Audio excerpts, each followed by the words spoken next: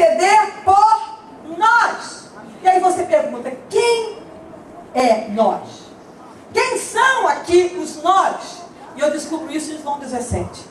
Quando você vai ver lá, Evangelho de João, capítulo 17, o título do capítulo é a intercessão, a oração intercessória de Jesus por seus discípulos.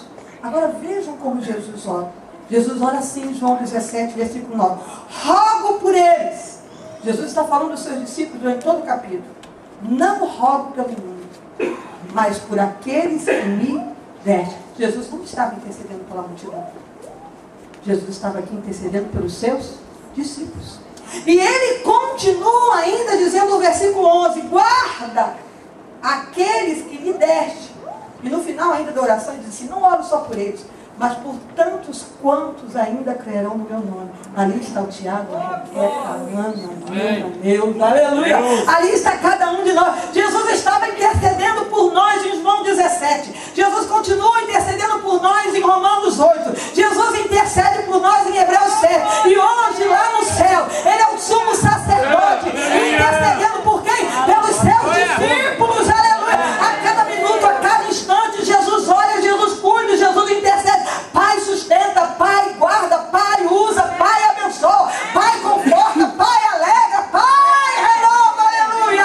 É isso que a Bíblia está dizendo aqui que Jesus faz. É o cuidado dele pelos seus discípulos. Jesus morre, ressuscita.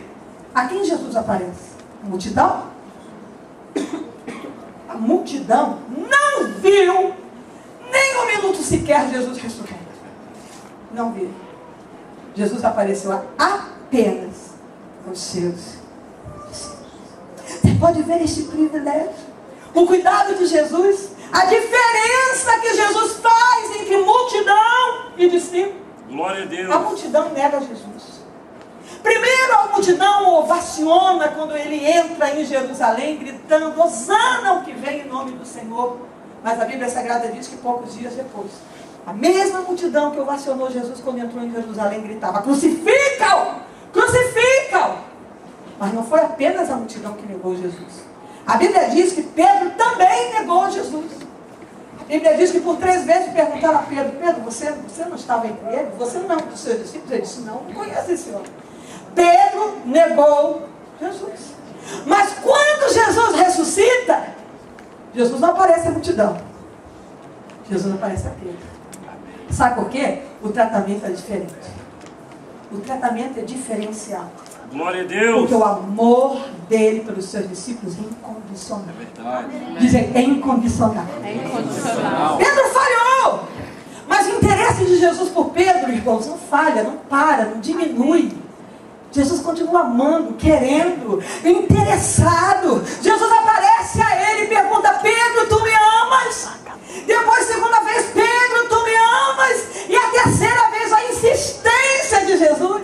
A primeira e a segunda vez, a resposta de Pedro não era aquela que Jesus queria, desejava. Mas Jesus insiste, ele investe, ele continua tratando Pedro, porque queria a sua reaproximação, queria a sua intimidade, queria o seu amor, queria investir na vida dele. Deixa eu te dizer, você que entrou aqui hoje, talvez as pessoas olhem para você e não deem nada, nenhum valor à tua vida, mas Jesus morreu por você, e não importa o que lhe aconteça, não importa quantos lhe firam, não importa nem quantos você venha ferir, ele hoje está aqui para te dizer o seguinte, eu te amo, eu investi em você, e eu não abro mão da tua vida, aleluia. Ele não faz isso por multidão, ele faz isso por discípulos.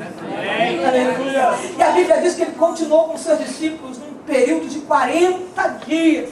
A multidão lá fora não tinha nem ideia do que estava acontecendo. Jesus ressurreto, Jesus glorificado, Jesus passando pela parede, Jesus mostrando as suas mãos furadas, aleluia, Jesus revelando mistérios, Jesus revelando segredos, Jesus confortando, Jesus motivando, Jesus capacitando. A multidão não teve acesso a tudo isso, mas discípulo tem. Você é um privilegiado, você é alvo de Deus, você é instrumento de Deus, você é alvo da bênção do Senhor, aleluia. Louvado seja o poderoso nome do Senhor. O amor de Jesus por seus discípulos discípulos é incondicional.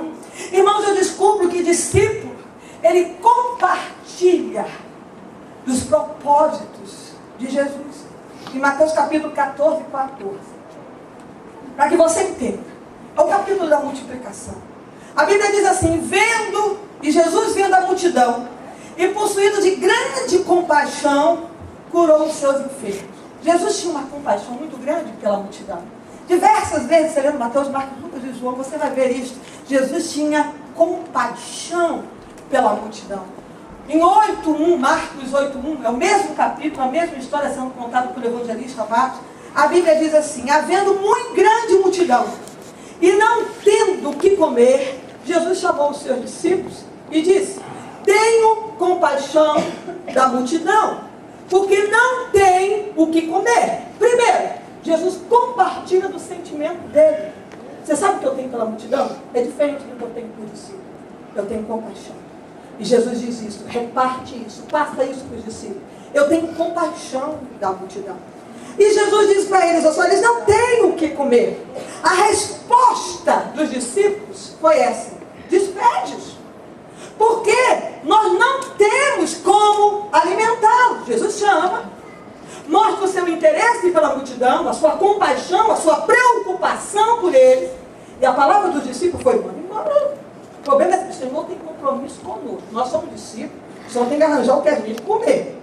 Mas a multidão, e é verdade, Jesus tem compromisso com o discípulo. Diga comigo: Jesus tem compromisso com o discípulo. Tem compromisso. Agora diga assim comigo: discípulo tem compromisso com Jesus. Tem compromisso. Jesus então agora não só reparte a preocupação dele com a multidão, mas ele diz no Mateus 14:16: não é mistério que vão. Dai-lhes vós de comer. Jesus primeiro divide a preocupação. Segundo, Jesus divide a responsabilidade. Vou mandar o turno embora, não. Vocês são discípulos, deles de comer. A responsabilidade era de Jesus de atender a necessidade da multidão. Jesus vai e divide com os discípulos. Discípulo tem responsabilidade. Diga comigo: discípulo tem responsabilidade.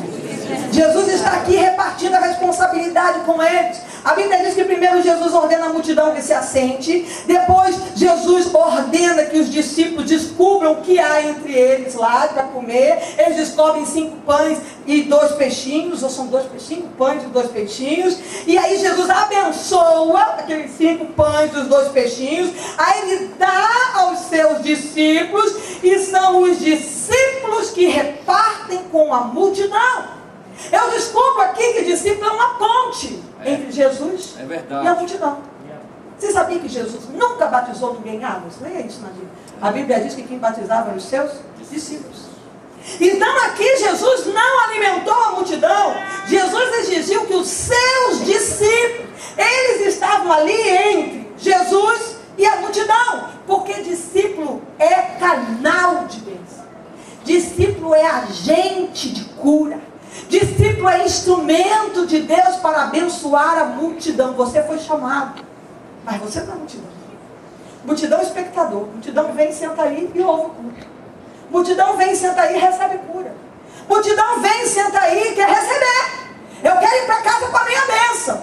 Jesus está dizendo que discípulo não. É verdade. Discípulo recebe para dar. Glória a Deus. Diga comigo: discípulo recebe para dar. Discípulo que recebe para dar. Só dá quem tem. É. Não é? Só dá quem tem. Como é que você vai dar se você não tiver? Mas se você é discípulo, vocês têm que estar na posição de receber. E você não vai receber só para você. Porque você não é discípulo para abençoar apenas a sua vida. Você não pertence a si mesmo. Jesus disse: você é dele. Você vai receber para dar. Aleluia. Tem muita gente precisando. Tem muita gente lá fora precisando. E sabe quem Deus vai usar para alcançar a multidão? Discípulo. É verdade. Diga: eu sou discípulo. Pergunta a pessoa que está do seu lado: você é discípulo? Então você foi chamado para repartir. Você foi chamado para dar. Aleluia. Deus quer te dar para que você possa repartir com outros. Porque, irmãos, a multidão não mudou. A multidão continua carente. A multidão continua necessitada. A multidão continua